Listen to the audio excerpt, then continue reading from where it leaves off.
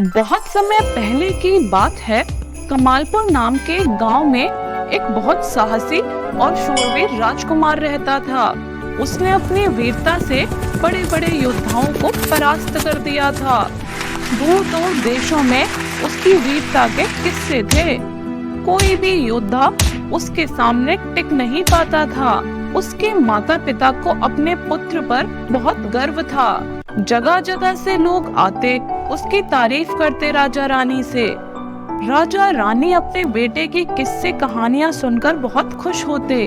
लेकिन एक बात ऐसी थी जिससे वो दोनों ही बहुत परेशान थे। राजकुमार की शादी की उम्र हो चुकी थी, पर उसको कोई लड़की ही पसंद नहीं आती थी। वो सबसे शादी के लिए मना कर देता था। इस बात से राजा रानी बहुत चिंतित रहते थे। सुनो रानी, अब समय आ गया है, हमें राजमाता के पास चलना चाहिए। राजमाता के पास हमारी सभी परेशानियों का हल जरूर होगा। हाँ, आप सही बोल रहे हो। हमें राजमाता के पास चलना चाहिए। अब वो दोनों निकल पड़ते हैं राजमाता के घर की तरफ और पहुंच जाते हैं। राजमाता प्रणाम। आओ, कैसे आना हुआ आज इतने समय बाद? सब ठीक तो है ना? राजकुमार तो बहुत प्रसिद्ध हो गए हैं अब। हाँ हाँ, सब ठीक है, पर एक चिंता की बात है, उसके लिए ही हम आपके पास आए हैं। हाँ बोलो, क्या हुआ? माता, मैं राजकुमार के विवाह को लेकर बहुत चिंतित हूँ। उसे कोई भी राजकुमारी ही पसंद नहीं आ रही। अब आप ही कोई उपाय निकालिए जिससे उसको उसके जीवन साथी मिल जाए। उसके जीवन में इस धरती की सबसे सुंदर रानी है, पर बात यह है कि उसको पाना इतना आसान नहीं है। कई साल पहले की बात है, एक बहुत ही दयालु राजा था। वो अपनी रानी के साथ राज किया करता था। सब बहुत अच्छा चल रहा था। तभी रानी ने एक बहुत ही सुंदर कन्या को जन्म दिया था। हर तरफ बहुत खुशी का माहौल था। सभी बहुत खुश थे और राजा ने अपनी बेटी के जन्म की खुशी में एक शाही जश्न रखा था। बड़े दूर दूर से लोग उसको आशीर्वाद देने के लिए आए थे और परी लोग की परियां भी आई थी उसमें। एक एक करके सभी परियों ने राजकुमारी को आशीर्वाद दिया। किसी ने उसको सुंदरता का, किसी ने उसको अमीर होने का, किसी ने खुश रहने का।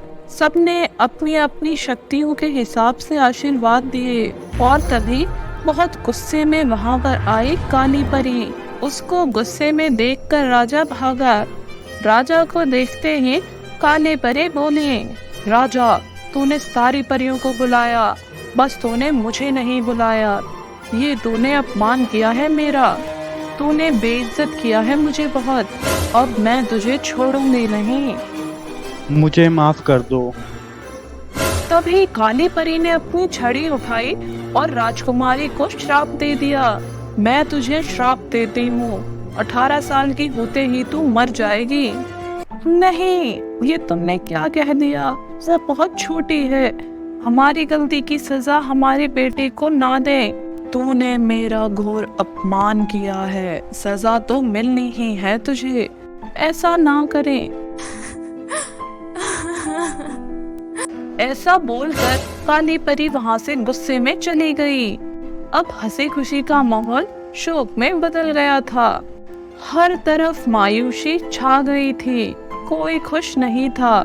ये अच्छा नहीं करा काली परी ने। बहुत बुरा किया उसने हमारे साथ। तभी एक बूढ़ी औरत वहां आती है।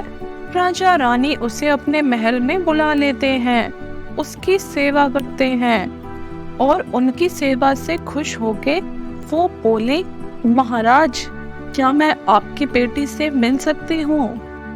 हाँ हाँ, क्यों नहीं। और वो उसको राजकुमारी के पास ले जाते हैं। अरे महाराज, ये तो श्रापित है, इसको तो काली शक्तियों का श्राप लगा हुआ है।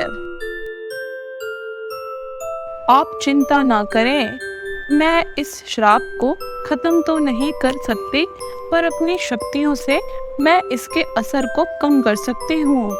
हमारी मदद करो, मेरे बेटे को बचा लो। तभी वो एक जादुई मंत्र पढ़ती है, आसमान से बिजली कड़कती है। मैं तुझे आशीर्वाद देती हूँ कि तू मरेगी नहीं 18 साल की होने के बाद, बल्कि तू गहरी नींद में चली जाएगी। और फिर एक राजकुमार आके जब राजकुमारी को छुएगा तो ये श्राप से मुक्त हो जाएगी। पर तब तक हम कैसी रहेंगे? चिंता मत करो, राजकुमारी के 18 साल के होने के बाद ही जल्दी ही एक राजकुमार आएगा जो इस श्राप को खत्म करेगा। और ऐसा बोलकर वो वहां से चली गई। एक एक करके दिन बीतने लगे, महीने बीते और साल निकले। राजकुमारी तेजी से बड़ी होने लगी और साथ साथ राजा रानी का दुख भी बढ़ने लगा। और ऐसे ही करके एक दिन राजकुमारी हो गई 18 साल की और वो आज गहरी नींद में है। तुम्हारे राजकुमार की किस्मत उसी से जुड़ी हुई है। जाओ अपने बेटे को बोलो वो उस राजकुमारी को आजाद करे श्राप से। राजा रानी राजमाता को धन्यवाद करके निकल पड़ते हैं महल की तरफ। आओ बेटा, हमें तुमसे कुछ खास बात करनी है। हाँ जी माता जी, बोलिए। राजा रानी उसको सारी बात बताते हैं और वो सुनते ही निकल पड़ता है राजकुमारी से मिलने। 2 दिन तक सफर करने के बाद वो पहुंच जाता है। वहां के राजा रानी उसका स्वागत करते हैं और वो अपना दुख बताते हैं। आओ बेटा, हम तुमको राजकुमारी के कमरे में ले चलते हैं।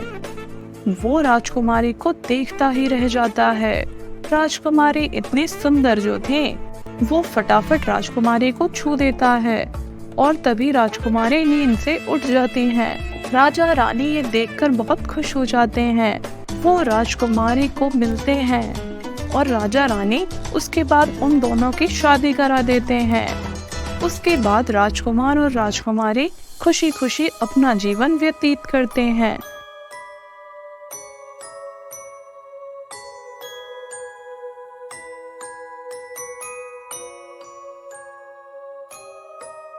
तो दोस्तों, कैसी लगी आपको ये स्लीपिंग ब्यूटी की कहानी? ऐसी ही कहानी रोज देखने के लिए जल्दी से चैनल को सब्सक्राइब करो और इस वीडियो को लाइक करो।